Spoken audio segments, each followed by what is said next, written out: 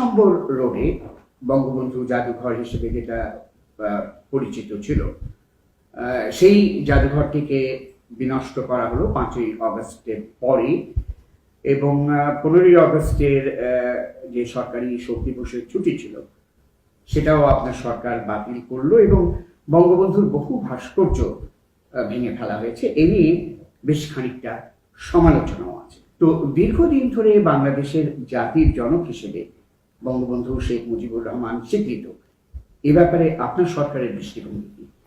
আপনি পুরনো দিনের কথাবার্তা বলছেন, এর মধ্যে একটা গণ অভ্যুত্থান হয়ে গেছে, আপনার মধ্যে স্মরণে নেই। এর মধ্যে আপনি এমনভাবে কথা বলছেন যেন এসব ঘটনা ঘটেই নেই।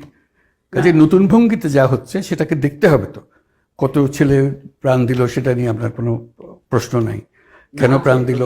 হ্যাঁ, কাজে ওগুলো আসুক। তারপরে এই যে প্রথম স্বীকার করতে হবে যে তারা বলেছে, ছাত্ররা বলেছে যে আমরা রিসেট বাটন পুশ করেছি, এভরিথিং ইজ গন, অতীত নিশ্চিতভাবে চলে গেছে, এখন নতুন ভঙ্গিতে আমরা গড়ে তুলব, দেশের মানুষও তা চাই। তো সেই নতুন ভঙ্গিতে তোলার জন্য যেটা আছে সেটা হলো যে আমাদেরকে সংস্কার করতে হবে।